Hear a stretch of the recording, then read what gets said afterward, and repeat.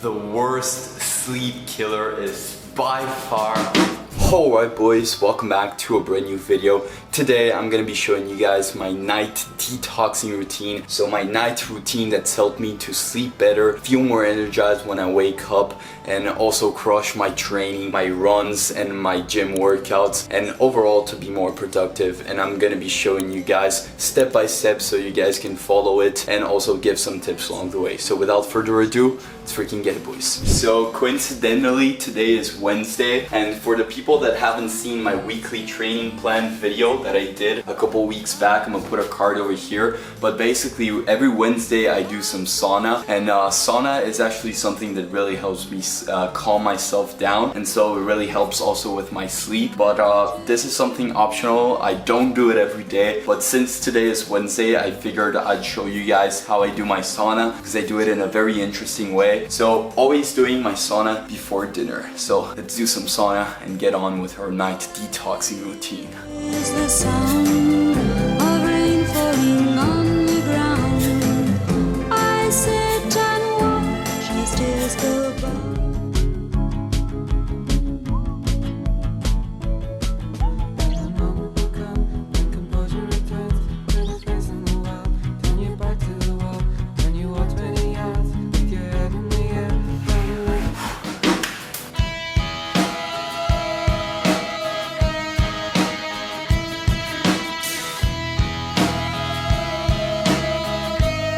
Bro, there's nothing to say. Amazing view, some nice sauna. You get both like the visuals and also like dopaminergic and like all the hormone release from the sauna and like all the endorphins. It just feels so amazing, man. Like coming out of a sauna and having a view like this, really have to be grateful for things that we have that we don't appreciate a lot. Like, man, look at this freaking view, boys.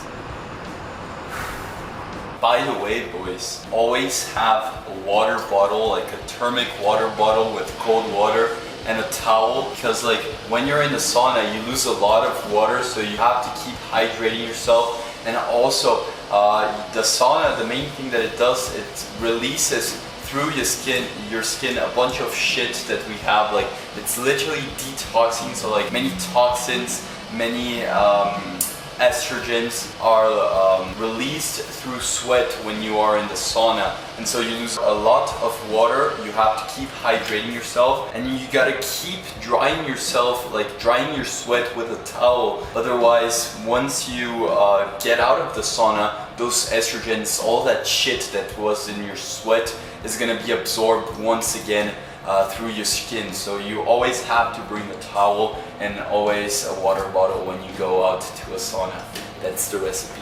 Whew, so just came out of the sauna. Now let's prepare our dinner, but first let's take a quick bath. Okay boys, so once again, the sauna in this video is not a must. It's just something that I do twice a week that actually helps out my sleep. Like I said in my morning routine video, I'm gonna put a card over here if you guys haven't seen that video. I basically say that you should only do what's necessary for your morning routine. And for your night routine, it's the same thing. Like, you don't have to do like all those fancy things that people do, like freaking ice baths and a million types of like journaling and present stuff and meditation, whatever. Like, you shouldn't get too caught up with like little routines that you do at night, because I've seen in a recent YouTube video from Nick Bear, he's talked about how routines in general can also be a crutch too, because you can like get used to a routine and then it's like your new comfort zone in a way, because like you're not consciously anymore like making decisions, you're just going through the motions, and sometimes you're just avoiding doing certain things that you should be doing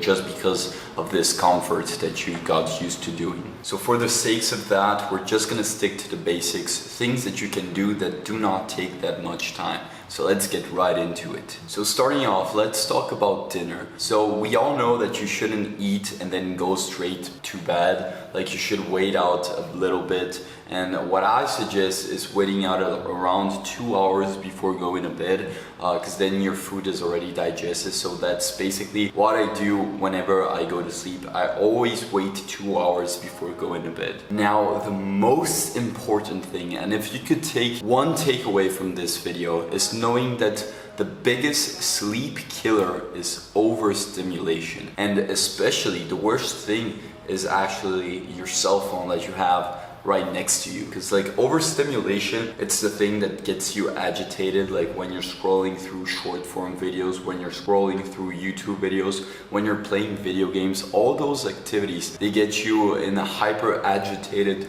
state where like it becomes very hard for you to sleep. So it's this common misconception that like light, especially white light, is the worst thing for your sleep. It does have some truth to this, like white light is not the best thing. However, even worse than that is overstimulation. So don't try and get agitated. Don't use your cell phone before sleeping. And the easiest thing that you can do for that is to literally right before your dinner, get your cell phone and put it in another room and don't use your cell phone anymore. Now, let's really get into the details and realize that overstimulation is also the simplest things, is like playing the guitar, for example. Like I'm someone that really likes playing the guitar, and I have to control myself a little bit at night because this can actually get me a bit too agitated when like I play in the guitar and I sing, and it's not the best thing for my sleep. And you can find things like these that might also agitate you a bit. For some people, like self-improvement books. I'm gonna talk more about that later on this video. But also keep in mind that you shouldn't do things that force like your brain power too much. Like at nighttime, it's not the time for you to learn new things. It's more of a winding down time, as well as like not doing any physical demanding tasks. Like I wouldn't go for a run right before going to bed. So here's a sequence of things that I do for calming myself down before going to bed. First, like I talked earlier on, I avoid white lights. So I turn off all the white lights that I use. That's something that helps a little bit, not too much as much people think. Also, I keep my room cold. That's something that is worth doing if you can, because it's been shown to actually help you with your sleep cycles and stuff. So yeah, that's something that is worth doing also. And I also do some journaling. Now, I'm gonna be honest with you guys, that's something that I've just recently started doing.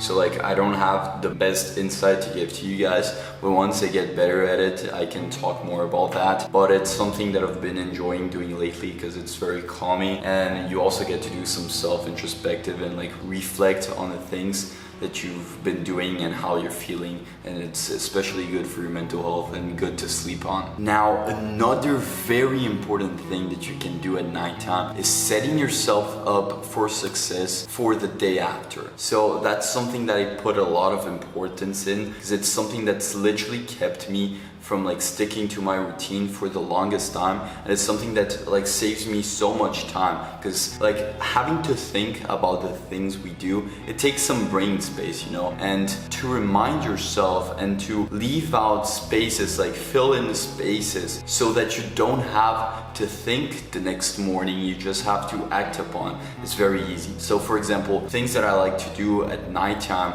like since I have 2 hours after I just had my dinner, I like to first of all prepare my clothes for the next day. So like when I wake up, I literally just put on my clothes on. If it's like a gym outfit or whatever, I already see in my calendar what I have for the next day. And so review your calendar, check what you have in store for the next day. That's something very important to do. And so I always set my clothes like on my couch next to my alarm clock. And pro tip, leave your alarm clock away from where you're sleeping, because then you have to get up and turn off that alarm clock. And then once again, you're setting yourself up for success, because you're not giving yourself room to procrastinate and stay in bed and grab your phone first thing in the morning. That's the important thing about it. It's not leaving room for procrastination. And same thing goes with the clothes. Like if I have to wake up and remember what I have the next day, like if I have to go to the gym, or like should I just use like regular clothes, like just having that next to my alarm clock, it just fills in another room where I could be using like unconsciously for procrastination. You know, like it's very easy for me to just wake up and think, oh, I don't even know what I have in store for today, and then just stay in bed and not do anything. So I read my novel for about 30 minutes while drinking my tea, and right now I've really been in like going to the groove of drinking tea because it's something just so cozy. Like at nighttime it feels like a coffee but it has no caffeine. Like really do not take a tea that has caffeine at nighttime, and especially there are some teas that actually help you sleep. I know that, I'm not sure what's it called in English, I'm from Brazil, but it's called chamomile. I'm gonna put it right here, I'm gonna write it in English in the editor. Please put that out here. But yeah, that's basically what I do. I drink my tea while reading some novels and I fall asleep super easily. Okay, so quick little book update. I'm actually reading at night this book from Murakami. I believe it's already like the 5th book that I've read from Murakami. I really like his novels. Like it's perfect for you to read at nighttime. I prefer to not read like self-improvement books at nighttime because I feel like it's a bit too much of stimulation, and like at night you don't really want to overload your brain so much. Like you want to calm yourself down, so like learning new things at night and like really using nighttime as a learning mechanism. I think it's not the best time of the day to do that. In the morning it's a lot better. So at nighttime you really just want to read a novel that calms you down. Nothing too crazy, nothing too overstimulating. That's why I prefer not to play too much of my guitar at night too, because like that's a bit stimulating too much. Like I get a bit agitated when I play my guitar, and so I don't sleep as well. And I finished To Live from Yu Hua. It's a Chinese author. I really like that novel, and I'm actually reading How to Make Friends and Influence People by Dale Carnegie. Like this is a classic self-improvement book. I'm really getting into self-improvement books. I'm really enjoying that, and still reading The Daily Stoic every single morning, boys. So yeah, let's get on with our reading.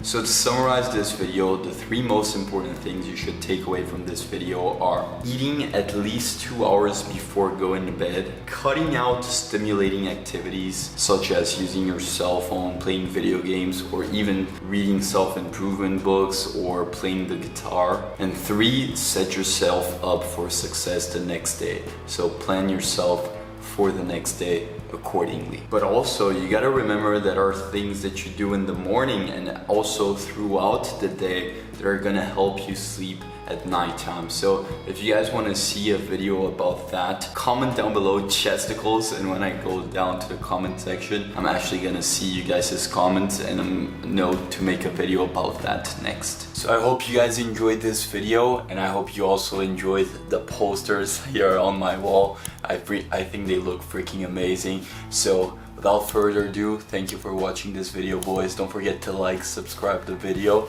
and see you guys on the next one. Peace. Good night.